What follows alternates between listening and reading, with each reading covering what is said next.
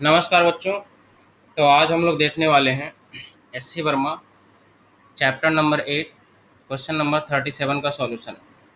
37 में क्या बोला है बेटा? A block weighing 10 newton travels down a smooth curve track A B joint to a rough horizontal surface.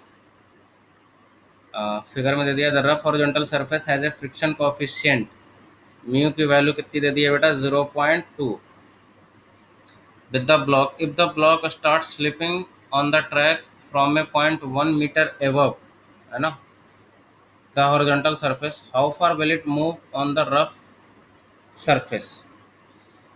तो ये दिया सिचुएशन, बोला है क्या इसके बाद जो यहाँ पे जो सरफेस है वो क्या है? रफ है। मतलब जो हॉरिजॉन्टल ट्रैक है वो क्या है? रफ है। तो बोला है कि यहाँ पे ये कितना दूर तक ट्रैवल कर पाएगा और बाकी जो है वो स्मूथ है, ये पूरा स्मूथ सरफेस है। ठीक है, तो फिर से मान लो कि ऊपर से नीचे आ रहा है, ठीक है, तो इसका कुछ ना कुछ तो स्पीड होगा, है ना। मान लेते हैं कुछ ना कुछ स्पीड यू होगा, और ये अगर कहीं ना कहीं पे रुका तो इसका फाइनल स्पीड क्या होगा बेटा? 0 होगा। अच्छा, इसको रोकेगा कौन? तो आंसर इज फ्रिक्शन रोकेगा। कौन सा फ्रिक्शन? काइनेटिक, क्योंकि स्लाइड कर रहा है तो फ्रिक्शन किधर लगेगा? तो आंसर इस पीछे लगेगा। अगर आपसे पूछे फ्रिक्शन की वैल्यू कितनी होगी तो आप आसानी से लिख सकते हो, सर काइनेटिक फ्रिक्शन कितना होता है? Mu into N. क्या म्यू की वैल्यू दिया है? Answer is yes. म्यू की वैल्यू कितना दिया है? 0.2 दे दिया है। क्या एन की वैल्यू पता है? तो आंसर इज यस, एन की वैल्यू तो पता है सर। हॉरिजॉन्टल के केस में यहाँ पे एन इक्वल टू क्या हो जाएगा? एम जी हो जाएगा, है कि नहीं। तो यहाँ पे मैं डायरेक्टली क्या लिख रहा हूँ? यहाँ पे एन की वैल्यू एम जी। तो जी की वैल्यू 10 ले रहा हूँ मैं, तो ये डेसिमल खत्म हो जाएगा, तो ये एफ के की वैल्यू कितनी आ गई? 2m। ठीक है, और यहाँ पे m की वैल्यू दिया हुआ है ना, मतलब वेट दिया है 10 न्यूटन, और डायरेक्ट mg की वैल्यू ही 10 ले लेता हूँ, है ना। तो mg की वैल्यू 10 ले लिया क्योंकि इसकी वैल्यू 10 दे दिया है, तो कितना आ जाएगा? एफ की वैल्यू 2 न्यूटन आ जाएगा। तो अब फोर्स आ गया बेटा, तो एक्सेलरेशन भी निकाल लोगे। एक्सेलरेशन क्या होता है? फोर्स बटे मास, है ना। फोर्स की वैल्यू कितनी है? 2। मास कितना हो गया? तो देखो, वेट दिया है 10 न्यूटन, तो मास कितना होगा? 1 kg ऑब्वियसली, है ना। तभी तो mg करोगे तो वेट 10 न्यूटन आएगा। तो एक्सेलरेशन कितना आ गया? 2। ठीक है, तो अब देखो यहाँ पे v पता चल गया, एक्सेलरेशन पता है, मुझे क्या निकालना है? ये डिस्प्लेसमेंट पता करना है, s पता करना है। तो कितने क्वांटिटी पता है आपको? एक और एक, दो क्वांटिटी पता चल गया। एक और क्वांटिटी अगर पता चल जाए तो एस निकाल लोगे, क्योंकि कोई भी इक्वेशन में, जैसे अगर मैं ये वाला ही इक्वेशन लगाना चाहूँ, B square equal to U square plus 2as, कोई भी इक्वेशन आप लगाओ, इसमें 4 वेरिएबल होंगे, तो 3 पता होना चाहिए।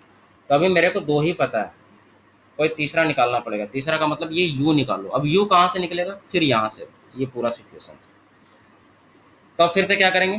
क्योंकि फ्रिक्शन तो है नहीं यहाँ तक, ए से बी तक तो फ्रिक्शन नहीं है ना, तो ए से बी तक हम लोग क्या कर सकते हैं? एनर्जी तो कंजर्व रहना चाहिए, मतलब इनिशियली जितना एनर्जी था फाइनल भी उतना ही एनर्जी होना चाहिए। तो इसका मतलब फिर से हम लोग लिख सकते हैं क्या? मैकेनिकल एनर्जी जितना था पॉइंट ए पे, उतना ही मैकेनिकल एनर्जी होना चाहिए पॉइंट बी पे। मैकेनिकल एनर्जी का मतलब काइनेटिक एनर्जी एट पॉइंट है, तो जस्ट स्लिप ही किया वहाँ पे, तो 0 हो जाएगा काइनेटिक एनर्जी।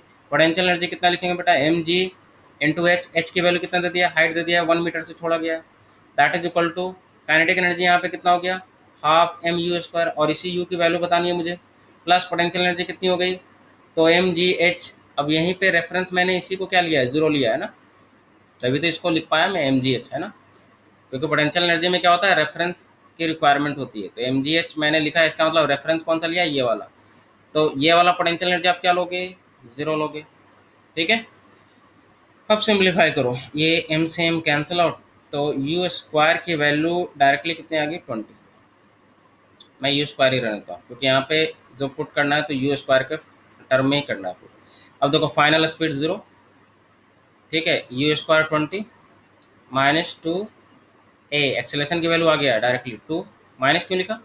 क्योंकि फ्रिक्शन पीछे की तरफ लग रहा है, तो फोर्स जब पीछे की तरफ लगेगा तो एक्सेलरेशन भी किधर होगा? पीछे की तरफ, क्योंकि सिंगल फोर्स है, तो एक्सेलरेशन का डायरेक्शन किधर होगा? फोर्स की तरफ। इनटू डिस्प्लेसमेंट, डिस्प्लेसमेंट तो आपको निकालना है यार, ये हो जाएगा 2 दूना 4 25 20, 5 हो जाएगा जी। 5 मीटर का डिस्टेंस क्या करेगा? ट्रैवल करेगा। उसके बाद क्या आ जाएगा? ये रेस्ट पे आ जाएगा। तो ये था क्वेश्चन नंबर 37।